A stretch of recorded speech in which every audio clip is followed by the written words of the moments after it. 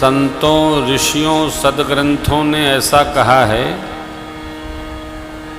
कि किसी तपस्वी की तपस्या उसके पांव में उपस्थित होती है, दाहिने पांव के अंगूठे में उपस्थित रहती है। सही बोले ना? इसलिए प्रातः स्मरणी पूज्यपाद गोस्वामी जी कहते हैं, बंदऊं गुरु पद पदुम परागा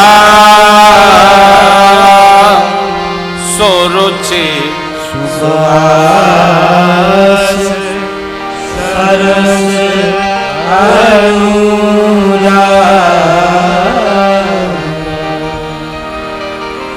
श्री गुरु पद नख मणिगण ज्योति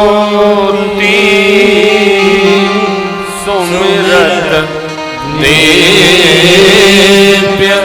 दृष्टि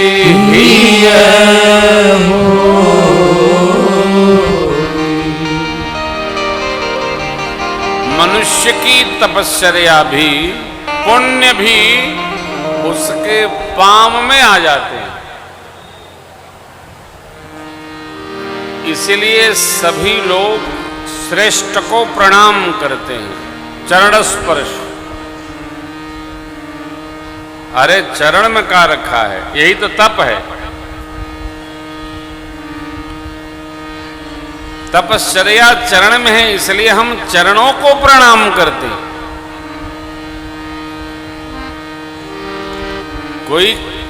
कोई कपार स्पर्श नहीं करता है, जबकि ब्रह्मभाव ब्राह्मणों से मुखमासीत,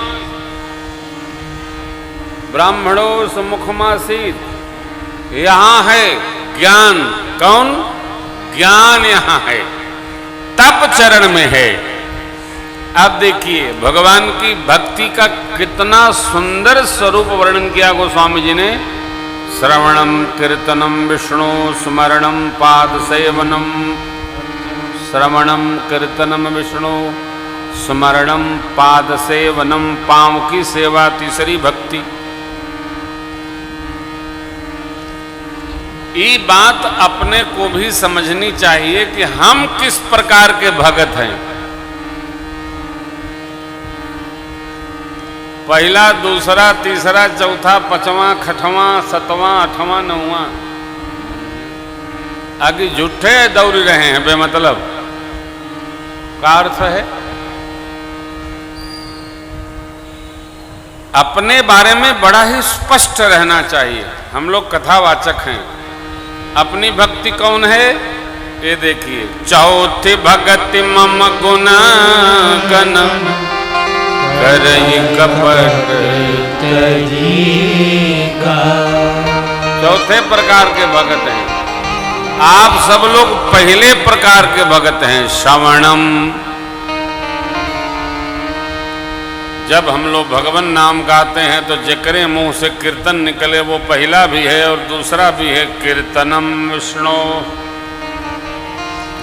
कथवा की बात जे घरवा जाके भगवान के नहा धो के सुमरन करे, नित्य प्रति स्मरण करे, वो तीसरे प्रकार का भगत। पहला, दूसरा, तीसरा पास।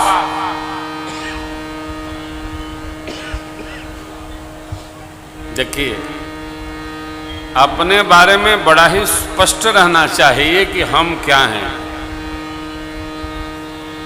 तभी देखिए, श्रवणम कीर्तनम, चौथा पाद सेवनम है।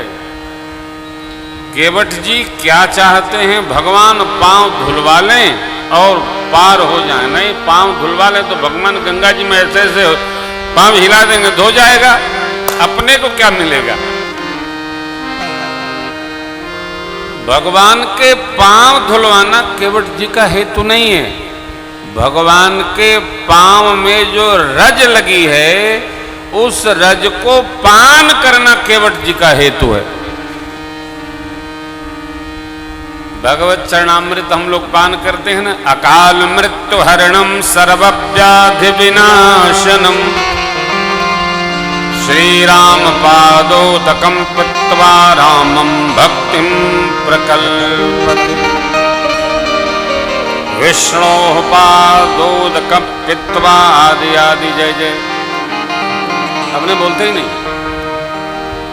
अब दे तो रामो पादोदकम पित्वा, तो रामम भक्तिम।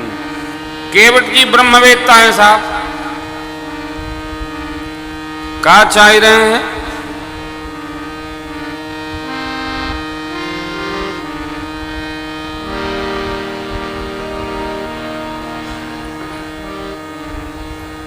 पांच मिनट।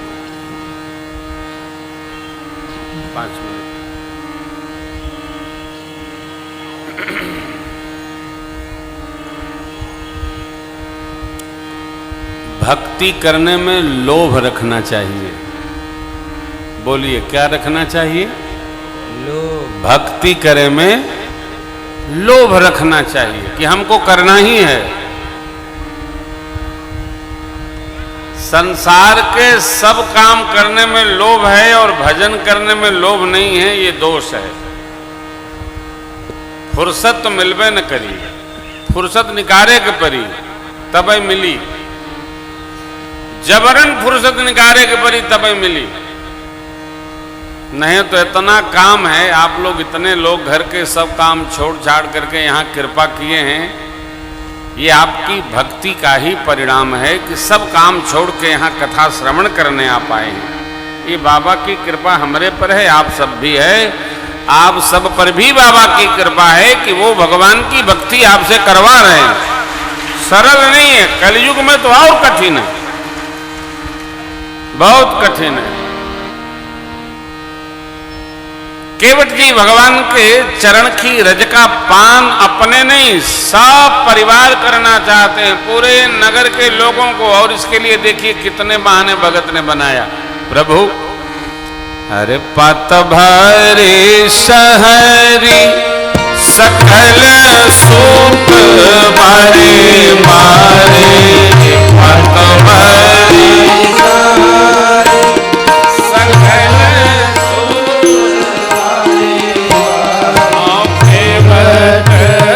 की जाति कछु वेद ना पढ़ाई,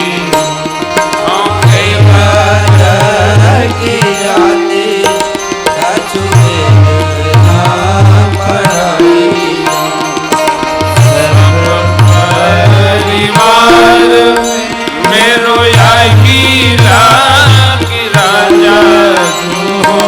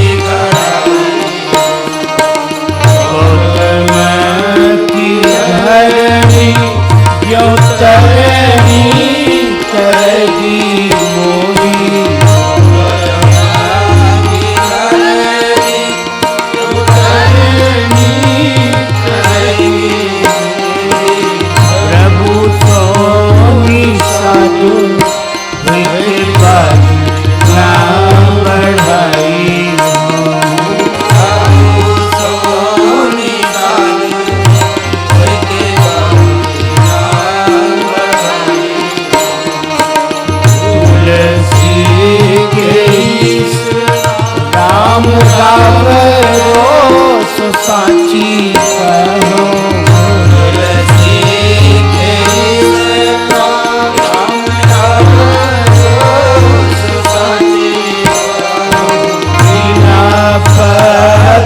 हुए नाच नावना चढ़ाई,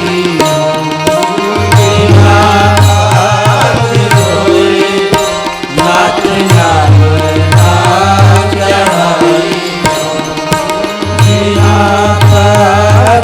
हुए नाच नावना चढ़ाई।